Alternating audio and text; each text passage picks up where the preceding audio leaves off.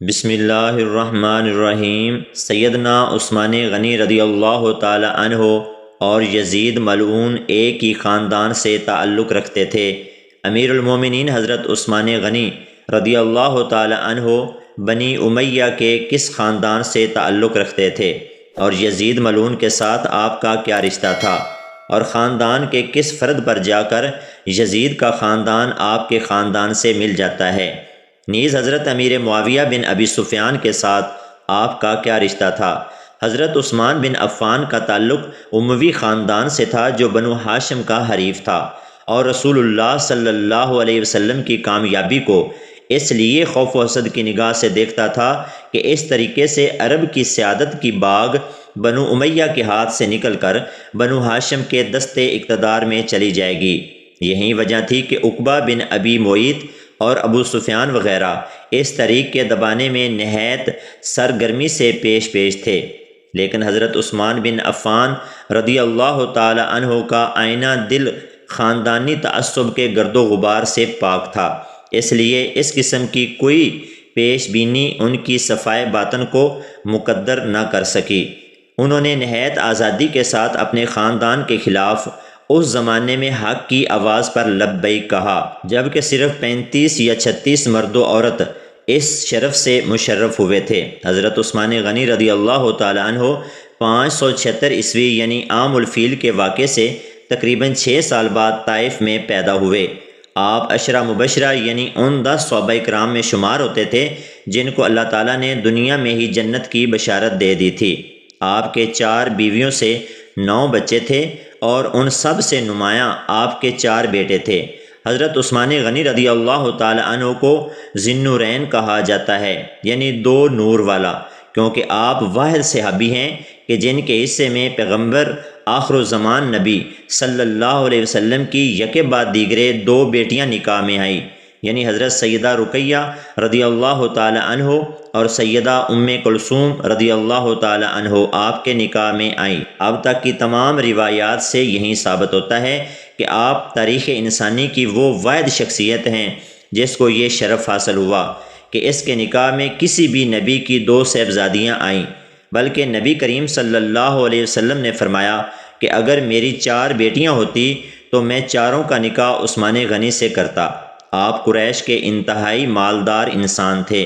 اتنے مالدار تھے کہ جب مدینہ طیبہ ہجرت کے بعد مسلمانوں کو پانی کا مسئلہ درپیش آیا تو آپ نے ایک یہودی سے 20,000 درہم کے عوض ایک کنواں خرید کر مسلمانوں کے لیے وقف کر دیا تھا۔ اس دور کی ایک خطیر رقم تھی جو شاید ہی اس وقت اسلام قبول کرنے والے کسی مسلمان کے پاس ہوگی۔ آپ کی اسی سخاوت کی وجہ سے نبی کریم صلی اللہ علیہ وسلم نے آپ کو غنی کا لقب عطا کیا۔ آپ کے والد عفان بن ابو العاص تھے جو کہ 6 صدی عیسوی میں عرب کے ایک مایہ ناز مالدار تاجر تھے جن کے پاس سینکڑوں قافلے عرب سے مختلف ملکوں میں تجارت کی غرض سے جاتے تھے۔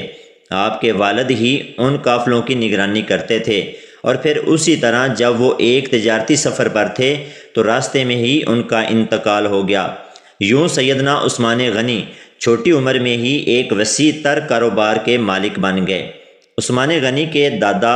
ابو العاص تھے۔ ابو العاص کے 3 بیٹے عفان، الحکم اور مغیرہ تھے، یعنی حضرت عثمان کا شجرہ یوں بنتا ہے کہ عثمان بن عفان بن ابو العاص بن امیہ، یہ امیہ وہی ہیں جن سے خاندان بنو امیہ کی بنیاد پڑی، اور اسی لحاظ سے دیکھا جائے تو حضرت عثمان غنی خاندان بنو امیہ کی ایک اہم ترین شاخ کا حصہ تھے، اور اسی خاندان بنو امیہ کی ایک شاخ سے بد کردار یزید ملعون پیدا ہوا جس نے حضور صلی اللہ علیہ وسلم کے نواسے حضرت امام علی مقام امام حسین رضی اللہ تعالی عنہ کو کربلا کے میدان میں ناحق شہید کروا دیا تھا۔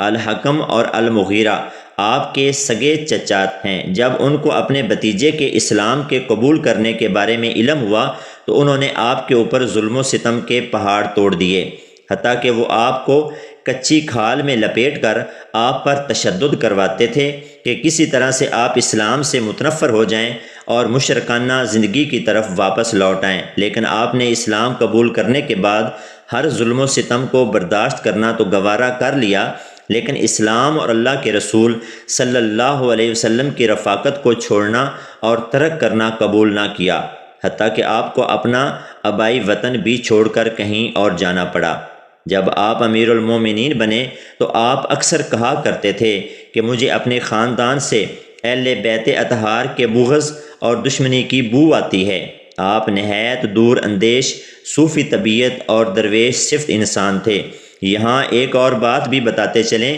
کہ مروان جو آپ کے دور حکومت میں آپ کا مشیر خاص تھا، وہ آپ کے سگے چچا الحکم کا بیٹا تھا۔ اس لحاظ سے آپ کا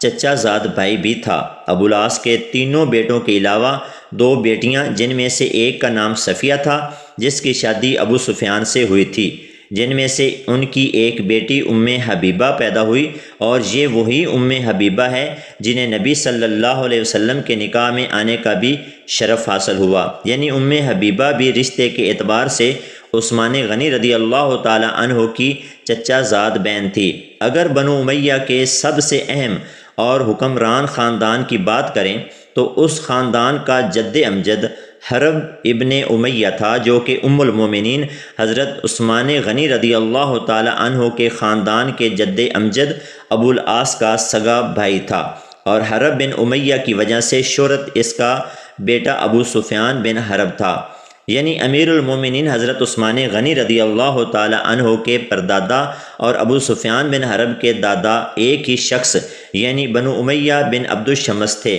ابو سفیان نے فتح مکہ پر اسلام قبول کر لیا تھا، لیکن اسلام قبول کرنے سے پہلے وہ نبی صلی اللہ علیہ وسلم کا سب سے بڑا دشمن تھا۔ آپ حضرت امیر معاویہ کے والد اور یزید ملعون کے دادا تھے۔ دوستو ذرا غور کریں تو معلوم ہوتا ہے کہ امیہ بن عبد الشمس کے ایک بیٹے سے امیر المومنین حضرت عثمان غنی اور مروان بن حکم کا خاندان ہے، اور یہ سبھی بنو امیہ ہی کہلاتے ہیں، جو تقریباً ایک مدت تک حکمرانی میں رہے۔ لیکن بنو امیہ کی وجہ شہرت ابو سفیان سے شروع ہوئی اور یزید پر اپنے عروج کو پہنچی۔ ان کے شجرہ کو مزید غور سے دیکھا جائے تو معلوم ہوتا ہے کہ معاویہ، مروان بن حکم اور عثمان بن عفان رضی اللہ تعالی عنہ چچا زاد بھائی تھے۔ ان کی اولادیں بھی آپس میں کزن ہی لگتی ہیں، اور اس لحاظ سے دیکھا جائے تو عثمان بن عفان رضی اللہ تعالی عنہ یزید ملعون کے چچا لگتے ہیں، کیونکہ اس کے والد امیر معاویہ رضی اللہ تعالی عنہ آپ کے سگے چچا کے بیٹے تھے۔ بنو امیہ کی بنو ہاشم کے ساتھ چپکلش اور رنجش نہیں تھی، یہ خاندان شروع دن سے ہی ایک دوسرے سے خار کھاتے تھے، اور جب نبی صلی اللہ علیہ وسلم نے اعلان نبوت کیا تو بنو امیہ کے بہت سے لوگوں نے صرف اس بنا پر آپ صلی اللہ علیہ وسلم کی نبوت کا انکار کر دیا کہ اگر نبوت ہوتی تو وہ بنو ہاشم کی بجائے بنو امیہ سے ہوتی۔ نبی کریم صلی اللہ علیہ وسلم کے فرمان کے مطابق جس کو اللہ تعالیٰ ہدایت دینا چاہے اس کو کوئی گمراہ نہیں کر سکتا، اور جس کو اللہ تعالیٰ ہی گمراہ کر دے تو اس کو ہدایت کون دے سکتا ہے۔ اسی کے مصداق حضرت عثمان غنی رضی اللہ تعالی عنہ بنو امیہ جیسے متعصب پسند خاندان سے ہونے کے باوجود نبی صلی اللہ علیہ وسلم کے جانثار اور صف اول کے صحابہ کرام میں شمار ہوئے، بلکہ مسلمانوں کے خلیفہ بھی بنے، اور انہوں نے دنیا میں ہی نبی صلی اللہ علیہ وسلم کی زبان عطر سے جنت کی بشارت بھی پائی، اور ایک بار نہیں بلکہ 2 بار دنیا میں ہی جنت کی بشارت بھی حضرت عثمان غنی رضی اللہ تعالی عنہ کو ملی۔